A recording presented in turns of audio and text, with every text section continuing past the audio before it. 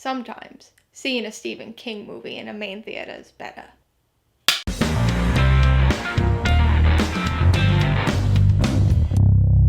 Hey everybody, welcome to Mainely Movies. Today I'm going to be talking about the 2019 horror remake Pet Sematary. It stars Jason Clarke, Amy Seimetz, and John Lithgow, and was directed by the duo of Kevin Kolsch and Dennis Widmyer. Just like the original 1989 version, Pet Sematary adapts Stephen King's 1983 horror novel of the same name and tells the story of the Creed family. Louis Creed, played by Jason Clarke, his wife and 2 kids move from Boston to rural Maine, where they discover a pet cemetery on their property. Louis's daughter Ellie befriends their neighbor Judd Crandall, played by John Lithgow, who explains the history of the cemetery as well as what lies beyond it, kicking off a series of tragic events that lead to equally tragic consequences. As a massive fan of Stephen King, I was really excited for this movie. Pet Sematary is one of my favorite Stephen King novels, if not my top favorite, and following the high of the It remake, I was fully on board with another adaptation. While I do enjoy the original 1989 Pet Sematary film, I've never considered it to be the cult horror masterpiece that a lot of people do. In fact, I've always thought the story was ripe for a remake that could really polish up the less than ideal aspects of the original. So I was happy and honestly a bit surprised by the film's announcement. I did do an on-location movie review for the 1989 Pet Sematary film at some of the filming locations, so I'll link that up so you can check that one out too. After watching this remake, I have to say I was a bit disappointed.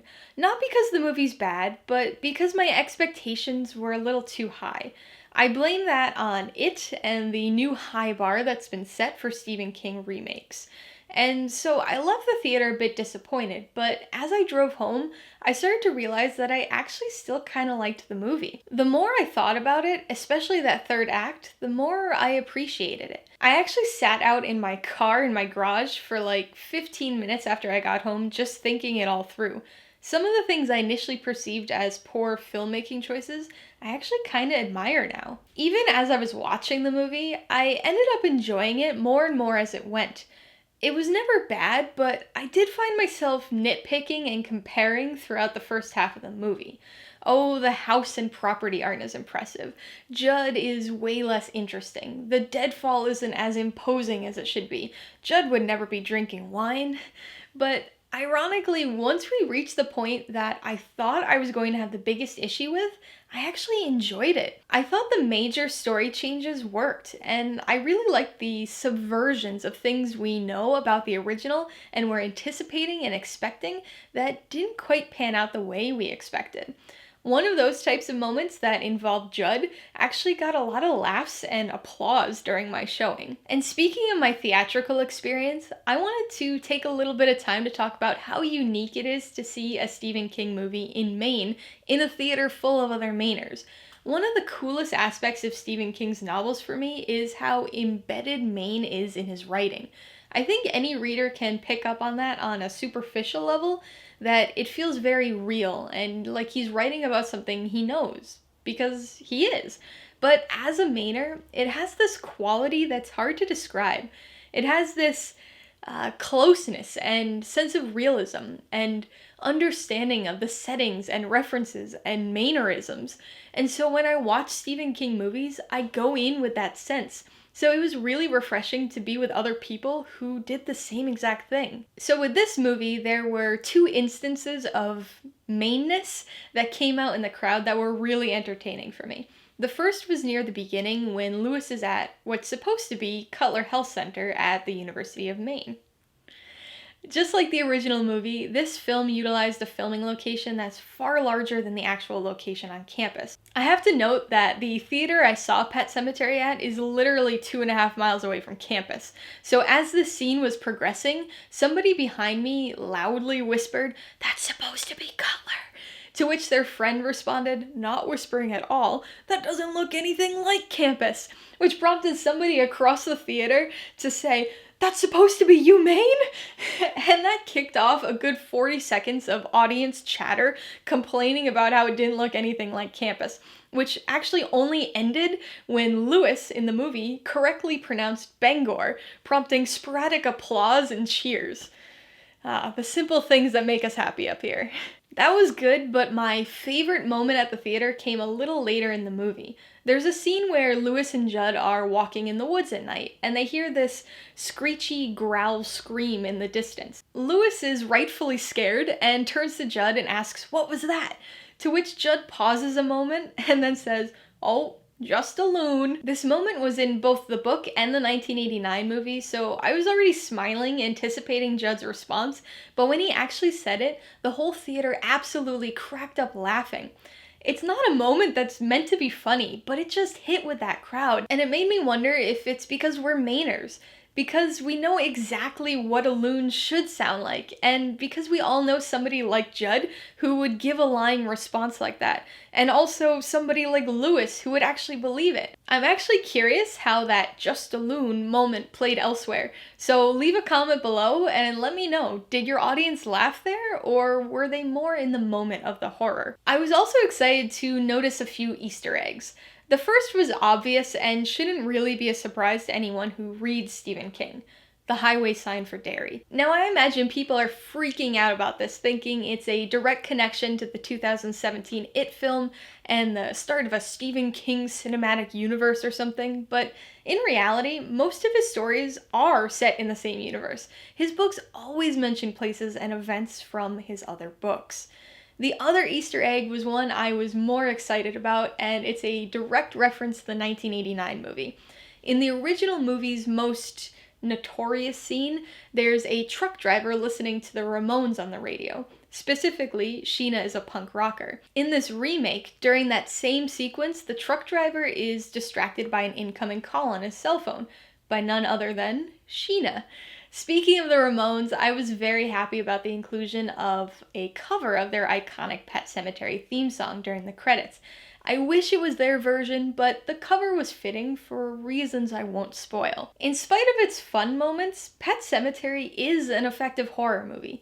Just like the original film, this greatly benefits from the source material's fantastic premise and story. And even though it still doesn't nail the emotional, dramatic moments of the story as well as I would have liked, it does do a pretty good job with the horror aspects.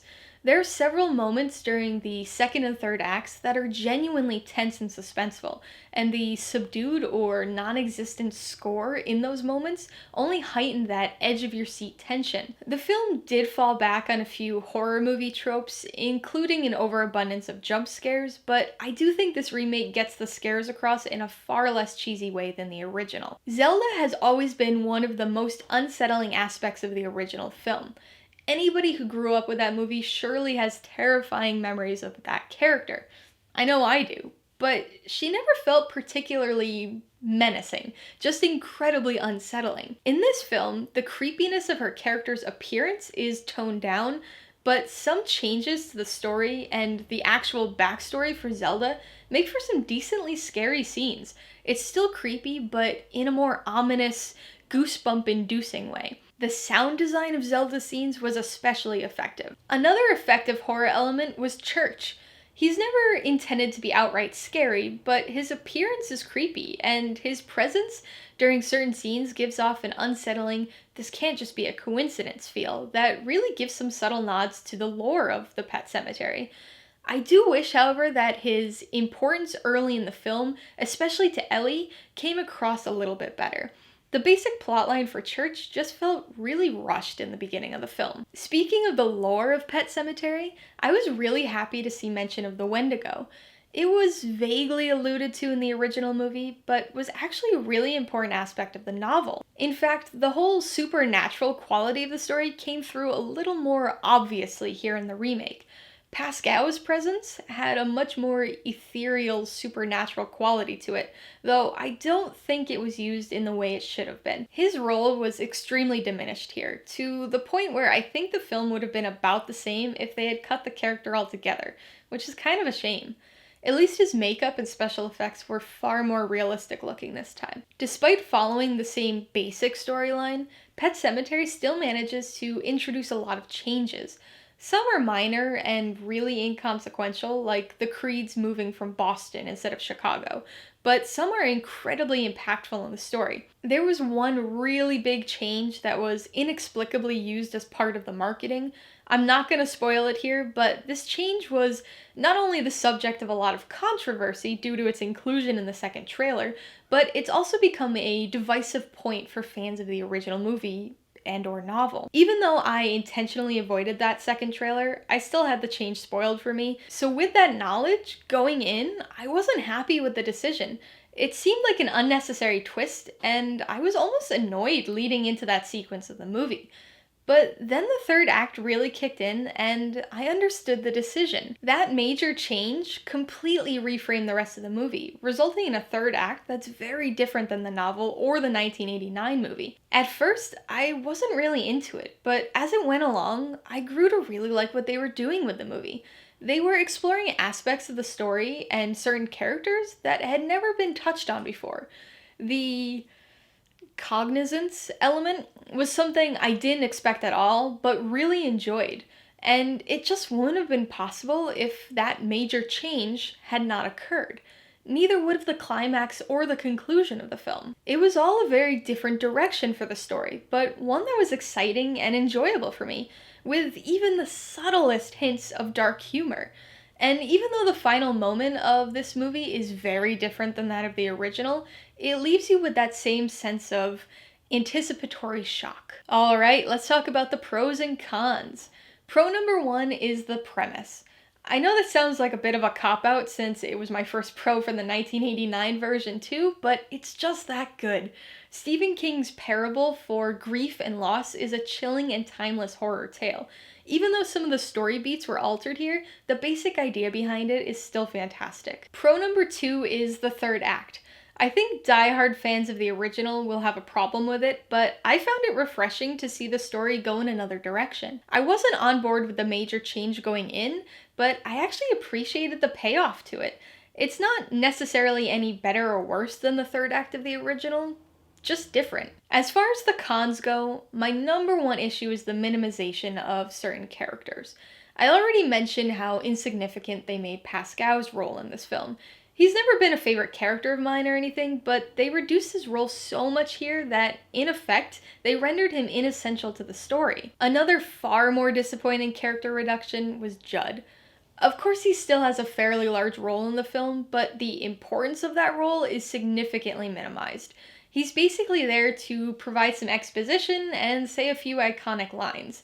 It's like the filmmakers thought casting somebody like John Lithgow could make it so they didn't need to write any meaningful characterization. Lithgow does a fine job, but I actually much preferred Fred Gwynne's portrayal of Judd from the original movie. There's a third character that is minimized to the point of being almost forgotten, but I can't really mention it while keeping this spoiler free. But if you've seen the movie, you know exactly who I'm talking about, and that was pretty disappointing as well. The second con is the lack of realism for the settings. One of my favorite things about the 1989 film was its realistic locations. Everything just felt like Maine, because it was actually shot on location in Maine. The Creed's house felt like any other rural Maine house. The road felt like any Maine road with its constant stream of oil and logging trucks. The woods felt and sounded like Maine woods. With this remake, I never felt like I was in Maine. Despite the greatly improved production value, the locations felt artificial. The house felt like a generic, isolated horror movie house. The Pet Sematary felt like it was made and crafted for a film, rather than something that was organically pieced together by generations of heartbroken kids. Even the Micmac burial ground felt artificial. It looked cool with the fog and had a classic horror movie atmosphere to it, but it simply didn't feel like Maine. Now, it's easy to blame that on higher production value and non-Maine shooting locations, but It managed to pull it off 2 years ago with the same conditions, so they didn't really have any excuse here. I'm gonna give Pet Sematary 3.5 out of 5 paws. I love the story of Pet Sematary, and this film corrected the major issues I had with the original while adding a unique flavor to the story. I don't think that story is necessarily better than the original, but many of the film's other aspects certainly are. I would recommend Pet Sematary to casual fans of the original movie, or those who've never seen it before. If you like horror or the premise of the novel, you'll likely enjoy this one. But if you have any real nostalgic connection to the 1989 film, the story and tonal changes made in this remake will probably be too big for you to overcome. If you liked Pet Sematary, I would recommend that you check out the original 1989 film. It's pretty cheesy and full of questionable acting, but it's quite a bit more emotional than this film and offers a more realistic, less polished look. And if you haven't seen it before, don't look into any of the differences between it and the remake. Just go in and experience it. I would also recommend the 2017 remake of It for another recent Stephen King remake that actually does things right. Alright, a few questions for you guys. Number 1, have you seen the Pet Sematary remake? If so, what'd you think of it? And number 2, now that we've had 2 recent Stephen King remakes, and It Chapter 2 on the way, do you think it's a trend that will continue? What would be your choice for a 3rd remake? Be sure to leave your answers in the comments below so we can get a discussion going. Alright, so if you got some enjoyment, insight, or information out of this review, I'd appreciate it if you'd hit that like button. And if you haven't done so already, please hit subscribe while you're at it so you can see more videos like this. Till next time, this has been Alyssa with Mainely Movies, the way life should be.